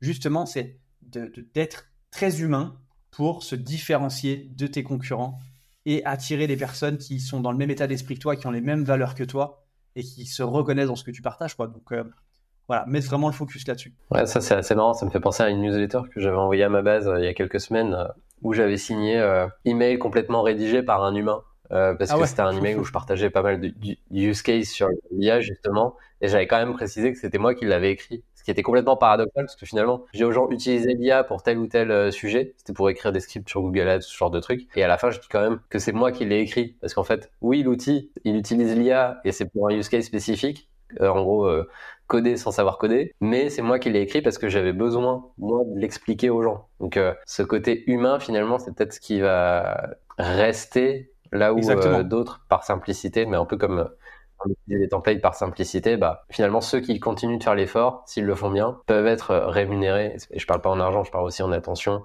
en lien, etc. Tu vois d'autres éléments? Ouais, je pense que le fait de montrer son visage, faire des lives, tu sais, des lives sur ses réseaux sociaux, bon là ça dépasse un peu le champ de l'email, mais faire des lives, montrer son visage, ça humanise énormément et encore une fois, ça permet vraiment de différencier des e-commerçants qui sont pas trop fiers de ce qu'ils font ou alors qui n'osent pas vraiment. Et bah toi, tu dis, ok, moi je suis à fond dans mon projet, je sais ce que je fais, c'est très bien. Même si j'ai un peu peur, je vais montrer mon visage pour montrer que j'ai rien à cacher. Justement, je pense que ça va créer un fossé entre ceux qui veulent pas le faire ou qui n'osent pas le faire versus ceux qui veulent le faire parce qu'ils ont un intérêt derrière à faire ça. J'ai fait une vidéo YouTube récemment, non, je l'ai faite, mais elle n'est pas sortie encore, sur les 5 tendances 2024 d'après Alex Catoni. Donc, Alex Catoni, c'est une marketeur américain qui expliquait, elle, ces 5 tendances 2024. Justement, elle disait, voilà, le marketing humain, le fait de montrer son visage en live, le fait de parler à son audience d'une manière conversationnelle, très humaine, d'après elle et d'après moi, dans le sens où moi je le pousse depuis déjà un petit moment, mais je pense que ça va creuser des fossés entre ceux qui ne le font pas versus ceux qui le font et ça va créer des différences entre les audiences et les communautés engagées versus des communautés pas trop engagées, quoi. Ouais, clairement. Et puis, tu as aussi ceux qui veulent le faire et ceux qui peuvent le faire parce que finalement, tu as quand même eu une vague, ça s'est beaucoup calmé, heureusement, mais sur tout ce qui était un peu dropshipping, produits faible qualité, aucune marque, etc. Bah finalement, il y a eu un peu un côté vaccination, côté utilisateur, où t'as plus trop envie d'acheter non plus chez ces marques-là qui ont rien à raconter finalement, parce que c'est un mec dans son garage qui fait de l'achat-revente. Bon, il y a aucune identité.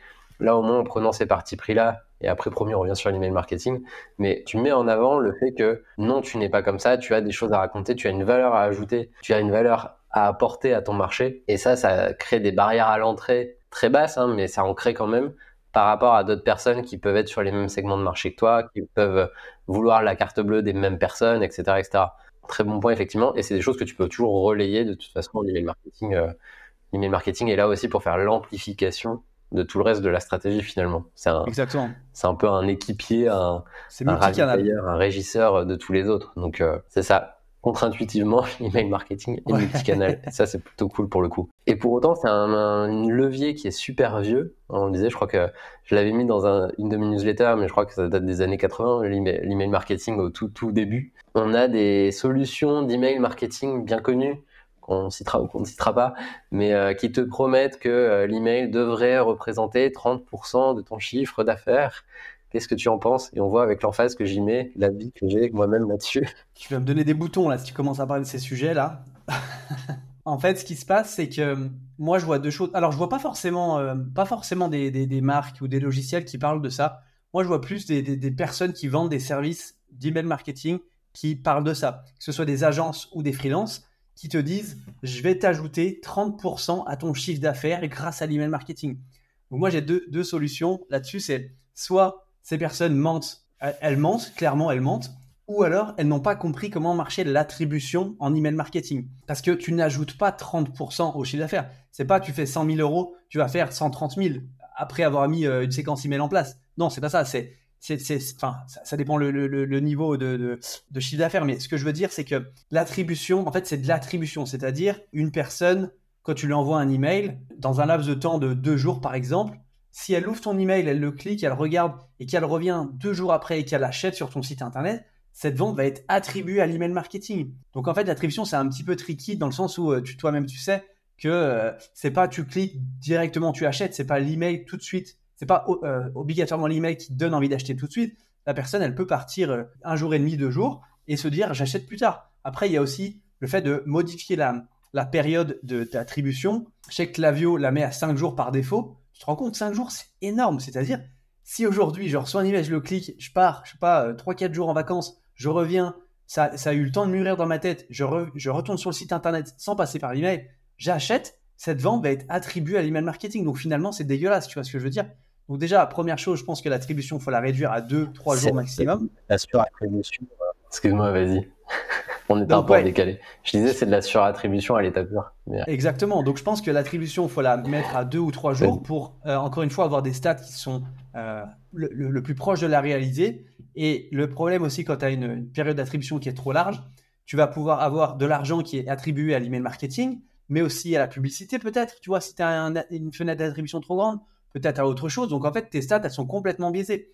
Donc, c'est pas de l'ajout de bénéfices, de chiffre d'affaires, c'est de l'attribution. C'est-à-dire que, je te dis une bêtise, je suis hyper nul en maths, mais sur 100 000, tu as 30%, t'as 30 000 euros qui sont attribués. C'est pas vraiment l'email à générer lui-même en tant que tel de l'argent tout de suite. Tu vois, c'est de l'attribution. Donc, c'est un petit peu abstrait, mais ça fait une grande différence. Parce que des fois, tu tombes sur des e-commerçants qui te disent ouais, il paraît que tu peux m'ajouter 30%.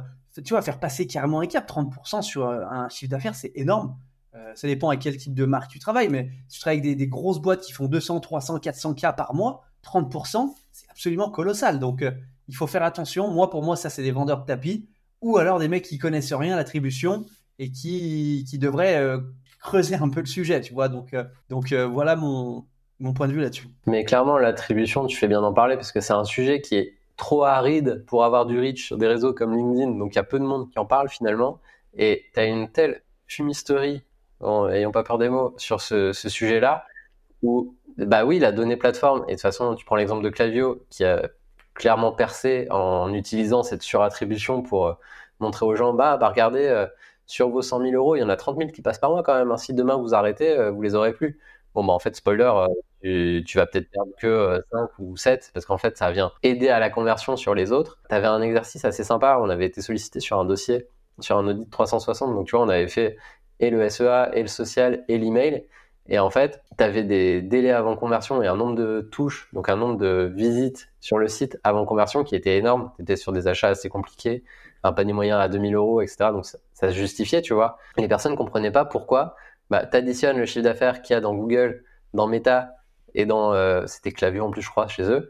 Si tu additionnes tout ça, tu arrivais à 2,5 fois le chiffre d'affaires, quelque chose comme ça. Tu avais d'autres leviers aussi. Et donc, si tu additionnes toutes les plateformes, tu avais un effet gonflette des résultats et ils comprenaient pas pourquoi en coût marketing ça matchait pas.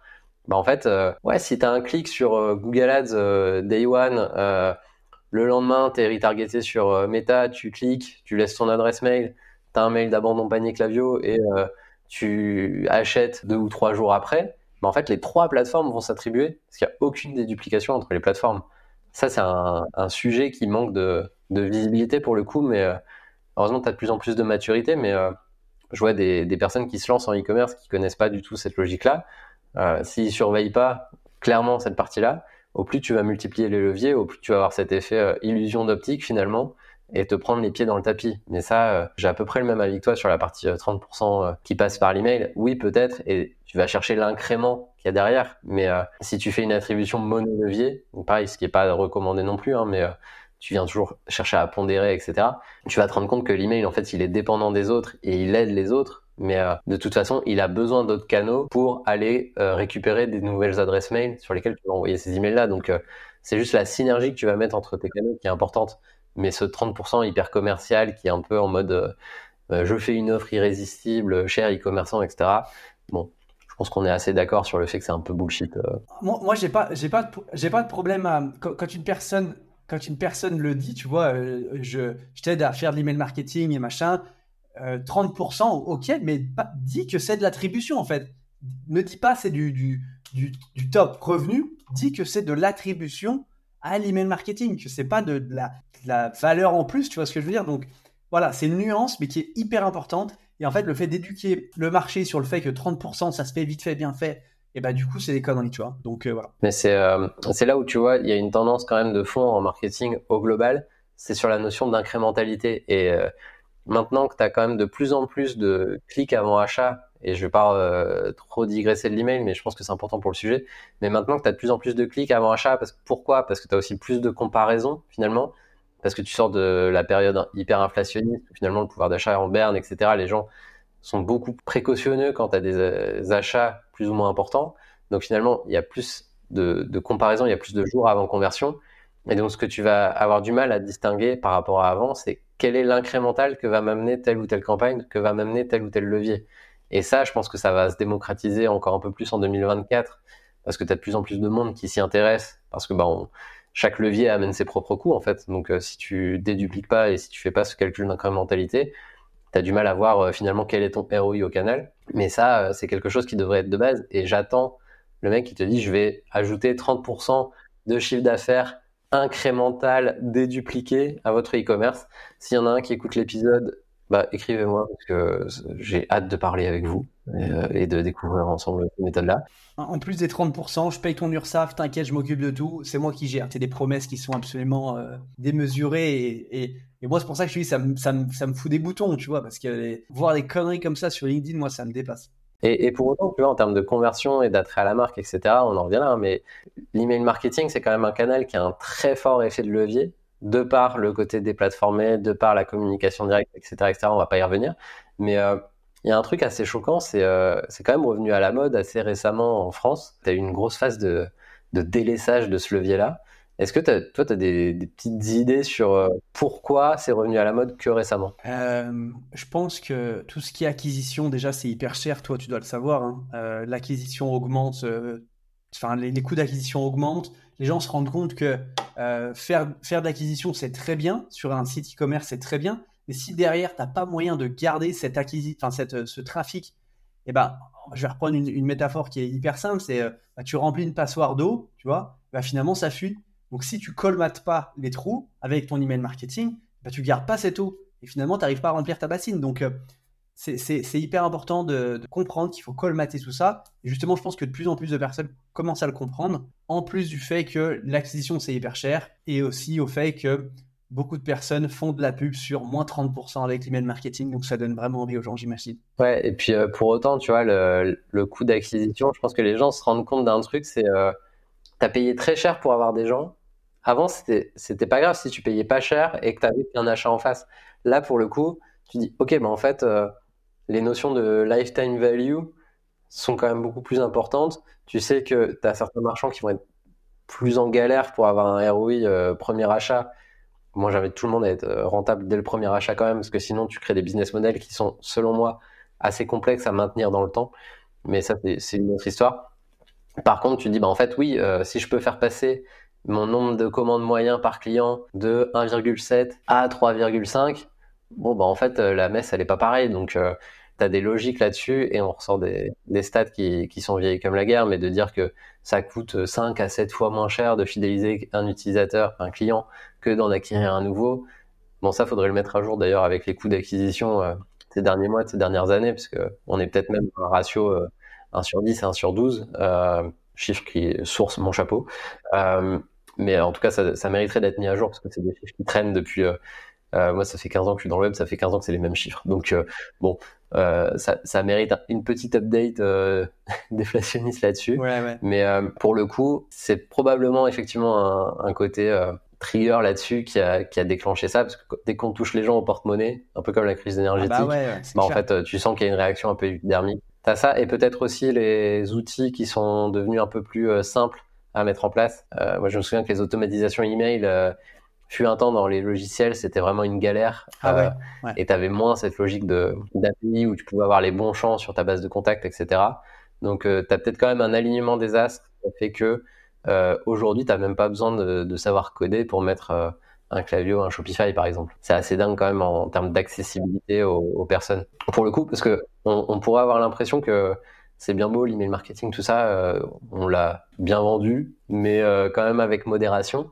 Mais en termes de cas concrets, tu vois, on pourrait nous dire, ouais, mais en fait, vous vous moquez des incréments de 30% sur l'email marketing, mais est-ce que vous avez des preuves à apporter sur le fait que l'email marketing, ça marche? Et je sais que toi, t'as un track record qui est assez sympa sur le sujet. Est-ce que tu as un cas concret d'une boîte qui aurait pris des partis pris assez forts en email marketing et où ça a eu un petit effet qui se coule, un truc qui marche et dont on a envie de parler aujourd'hui? Ouais, c'était l'année passée, j'avais bossé avec une marque dans les soins capillaires et notamment sur la séquence email de bienvenue. Donc, tu vois, c'était un petit commerçant qui commençait.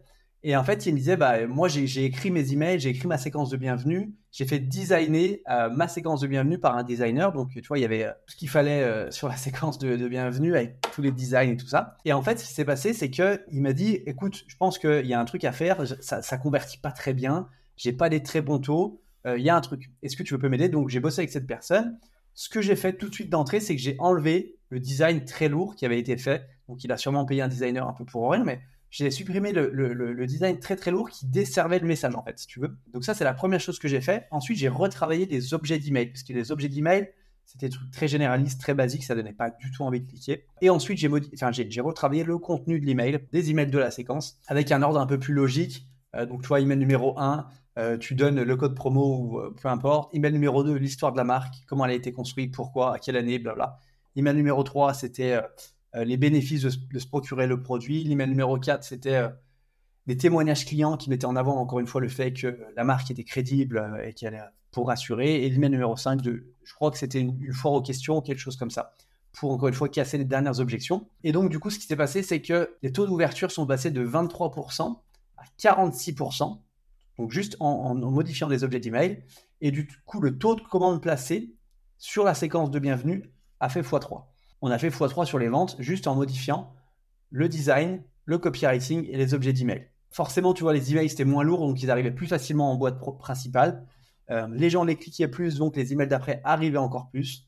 Donc après, voilà, ça fait effet boule de neige. Et donc, je te dis, on a augmenté de 20%, un peu plus de 20% les taux d'ouverture, et du coup les ventes ont fait x3 derrière en incrémental. Donc ça, c'était vraiment trop cool, quoi. Donc le client, il était vraiment content là-dessus. Eh ben, il est là l'incrémental finalement.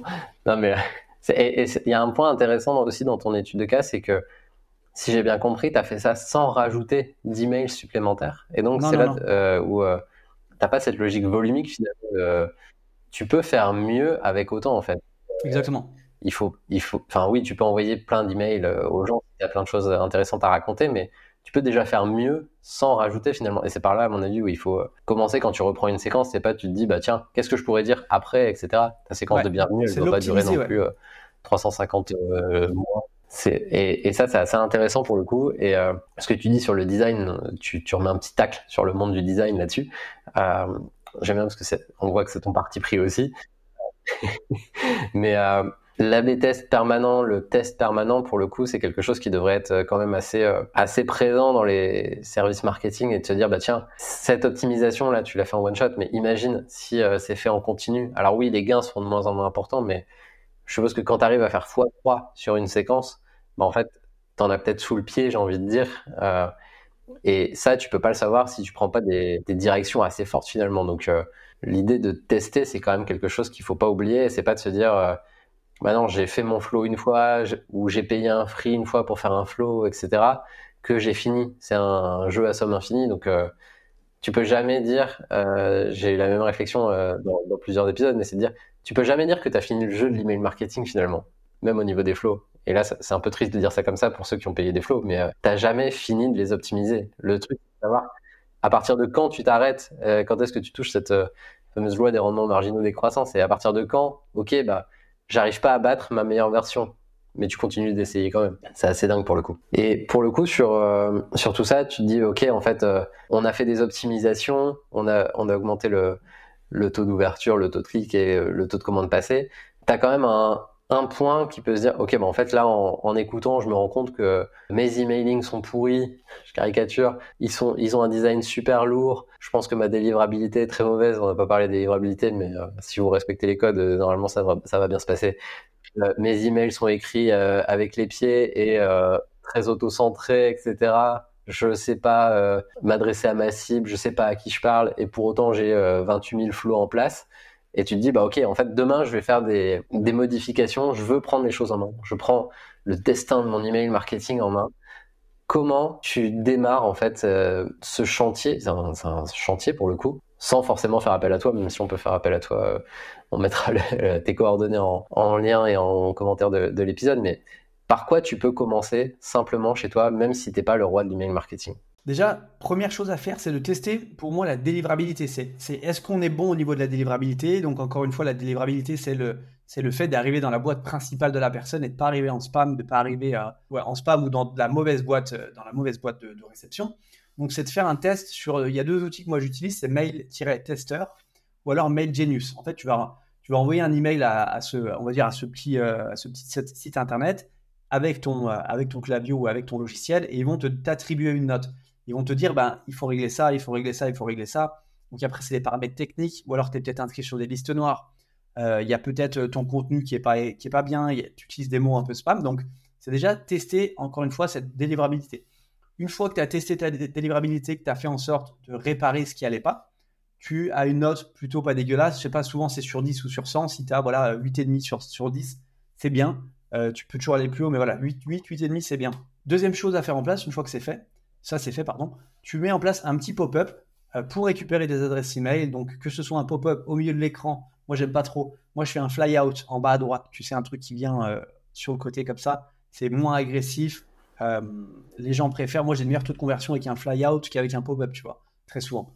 Donc, je mets un petit fly-out où je dis à la personne, bah, laisse-moi ton adresse email, je t'envoie un code promo ou je t'envoie une masterclass ou je t'envoie un e-book ou je t'envoie quelque chose qui a de la valeur. Petit spoiler alerte, 99% du temps, le code promo fonctionne mieux. Même si ça fait chier de donner des codes promo, ça fonctionne mieux. Et ensuite, d'installer la séquence email de bienvenue qui est associée à l'inscription à ce pop-up. Donc, la séquence de bienvenue. Ensuite, il y a la séquence de panier abandonné et la séquence de post-achat. Les 3 séquences email les plus importantes qui couvrent l'entièreté du cycle de vente. Avant, pendant, après. Donc, une fois que tu as mis ces séquences email en place, encore une fois, c'est la première base, enfin la première brique à l'édifice de ta stratégie emailing. Donc ça, c'est la deuxième chose à faire. Moi, je fais ça. Troisième chose à faire, je me focus sur le fait d'envoyer des emails, encore une fois, qui sont intéressants et qui donnent envie d'être lus. On a parlé tout le long de l'épisode, mais c'est vraiment d'intéresser les gens, de leur parler de leurs problèmes, leur parler de leurs désirs, leur parler de ce qui pourrait les aider à résoudre leurs problèmes et notamment ta solution. Donc pour ça, il faut vraiment connaître les frustrations de ton audience, les déclencheurs d'achat, les blocages, les fausses croyances, tout ça, c'est vraiment les déterminer pour derrière écrire des emails qui donnent vraiment envie de faire confiance à ta marque. Et après, une fois que les séquences, elles tournent, c'est vraiment d'optimiser ce qui mérite d'être optimisé. Donc, c'est ce qu'on disait tout à l'heure, c'est pas parce que tu as mis en place ton système emailing que c'est terminé, tu n'as pas fini le jeu. Il faut toujours optimiser, il faut aller chercher des points de conversion parce que voilà, c'est comme je sais pas, tu fais la peinture dans ta maison, tu veux changer la couleur de ton mur, bah, tu fais pas une couche, tu vois, tu vas faire une deuxième couche, une troisième couche pour optimiser, pour voir un peu si c'est pas mieux. Bah, c'est exactement la même chose. Donc là, tu optimises, tu changes les objets d'email, tu fais des A/B tests sur les appels à l'action, tu fais des A/B tests sur l'offre de ton email. Tu peux faire plein d'A/B tests pour optimiser. Une fois que ça a été optimisé, bah, c'est jamais fini, hein, mais en parallèle, là, tu peux envoyer des newsletters hebdomadaires, bi-hebdomadaires ou peu importe. Et l'idée, c'est d'augmenter cette fréquence, en fait, en testant et en analysant les KPI. Donc, tu vois, c'est tout ce qui est taux d'ouverture, taux de clic, les inscriptions. Tu vois, de mesurer un petit peu, de monitorer tout ça, de voir si, à partir du moment où tu envoies 3 emails par semaine, ça se passe très bien. Tu as des ventes, ça tombe énormément de ventes, c'est cool. Et par contre, 4 emails, là, tu as un gros drop en termes d'ouverture, en termes de clics, en termes de désinscription. Donc, peut-être qu'il faut que tu restes à 3 emails par semaine. C'est un peu le point de balance, tu vois. Il faut peut-être rester à ce niveau-là. Et voilà, moi je pense que si tu suis ce process-là, tu as toutes les chances, tu mets toutes les chances de ton côté pour vraiment faire de l'email marketing, un canal de vente qui soit puissant, prédictible et qui tourne en automatique. Ouais, ce qui est intéressant avec ta recette, c'est que ça repose les fondamentaux en fait et ça évite de se prendre les pieds dans le tapis. Ça remet les bases saines sur lesquelles demain tu peux capitaliser et tu peux faire ces évolutions dont on n'a pas arrêté de parler pendant l'épisode. Mais l'idée, c'est si tu n'as pas ce socle sur la délivrabilité, si tu n'as pas ce socle sur le contenu / audience, pour savoir à qui on parle et qu'est-ce qu'on va apporter comme valeur, et ensuite les bases techniques, on va dire, sur j'ai mes automatisations e-commerce en place ou j'ai les fondamentaux de welcome, panier abandonné, post-achat, etc. qui viennent s'imbriquer, en fait, tu as les 3 piliers qui vont te permettre de construire et de capitaliser sur une base saine, là où si tu es mauvais en délivrabilité, même si tu es très bon sur le reste, en fait, tes mails vont jamais arriver, donc ça va pas marcher. Si tu sais pas à qui tu parles, tes emails vont pas être lus et de toute façon, ta délivrabilité va se crasher. Et si t'as pas tes flows, tu vas pas avoir le flux financier qui va te dire tiens, c'est intéressant d'y mettre de l'énergie, c'est intéressant d'y mettre de l'argent, donc tu vas délaisser et donc tout le reste va s'éclater aussi. Donc j'aime bien cette stratégie, cette recette en 3 ingrédients, on va dire, qui peuvent paraître plus ou moins simples, je pense, selon les niveaux de maturité technique et en copywriting et en marque, etc. des gens, mais pour le coup, c'est juste quelque chose qu'il faut prendre au sérieux et prendre à bras le corps. Et après, c'est comme quand on court, quoi. Le premier kilomètre, il est un peu dur et après, tu as la dopamine qui arrive et ça commence à aller mieux. Tu vois tes résultats financiers, tu vois ton audience qui grandit, tu fais grandir ta base, etc. Enfin bref, il y a plein d'effets positifs et on revient sur cette logique d'effet cumulé qui est... C'est ça. Et t'as pas de limite non plus en termes de nombre d'emails que tu peux avoir en base. Alors on sait que vous allez payer plus cher vos logiciels parce que la plupart sont basés sur le nombre de contacts que vous avez en base, mais c'est une bonne nouvelle en général d'aller chercher des nouveaux contacts actifs. On n'a pas parlé de purge de base, on n'en parlera pas. Je pense que c'est ouvrir trop de portes différentes, mais le but c'est pas d'avoir une accumulation de contacts dormants. Il faut avoir des contacts actifs, mais ça c'est un capital qui se valorise et en interne et en externe. Bref, c'est quelque chose à vraiment pas louper. Peut-être pour clôturer sur cette partie-là, parce qu'on a couvert pas mal de points sur l'email marketing, mais il en reste énormément pour le coup. Ce serait quoi, selon toi, la chose à faire pour se tenir au courant et muscler un peu son jeu sur l'email marketing au quotidien, finalement, si on se dit, ouais, en fait, j'ai appris plein de choses ici, je veux continuer à apprendre. C'est quoi la meilleure façon de faire ça? Je vais faire de l'auto-pro, mais c'est de suivre mon podcast. Non, mais ouais, non, On mettra le... C'est ouais, de voir ce qui se fait, mais de pas non plus copier bêtement ce que tout le monde fait. Essayer de suivre un peu des créateurs qui partagent du contenu. Enfin, moi, c'est comme ça que je me suis lancé en créant du contenu, en écoutant ce que les autres faisaient, en faisant un peu moins ma sauce, en faisant des A/B tests, en faisant, tu vois, de challengeant un peu ma propre pensée pour derrière avoir des résultats sympas. Mais sinon, oui, toujours pour l'autopromo, j'ai un podcast sur l'email marketing, j'ai une chaîne YouTube sur l'email marketing. L'idée, c'est ça, quoi. Après, j'ai une newsletter aussi que je partage 2 fois par semaine. Je sais pas combien de fois par semaine t'en envoies, toi, des emails, mais moi, j'en envoie 2 fois par semaine aujourd'hui. Donc voilà, j'essaie de synthétiser un petit peu tout ce qui est email marketing, les tendances, les bonnes pratiques, les choses que moi je fais, les A/B tests que je fais, les victoires, les défaites. Ouais. J'essaie de partager plein de trucs. On mettra de toute façon tous les liens en description, en commentaire de l'épisode pour aller plus loin, parce que l'idée, c'est pas forcément de faire un one-shot où on remet tout à plat. L'idée, c'est vraiment de s'inscrire dans la durée, en fait. C'est un peu comme tu fais un régime où tu vas à la salle pendant un mois. En fait, si tu fais rien pendant les 11 mois suivants, ça va pas marcher. Donc, je ne peux que vous inviter à aller découvrir ce que fait Steve. C'est vraiment génial. On mettra aussi le lien de ton profil LinkedIn, même si on sait que tu adores ce réseau social. Et pour le coup, s'il y a des questions, n'hésitez pas à revenir vers nous. On est un peu fan, vous l'aurez compris, après cette heure et demie d'épisode, vous aurez compris qu'on adore l'email marketing, donc n'hésitez pas si vous avez des questions. Je parle pour toi, Steve, mais je pense qu'on adorera y répondre si on en a. Si on a assez de questions pour faire un autre épisode, on en fera, mais le podcast de Steve est déjà très très bien fourni avec des guests de grand talent aussi. Donc n'hésitez pas à aller voir tout ça. C'est gentil. Je te remercie beaucoup, Steve, en tout cas, pour cet épisode très riche, très dense, très intéressant, instructif. très cool. À très vite. Allez, ciao, ciao.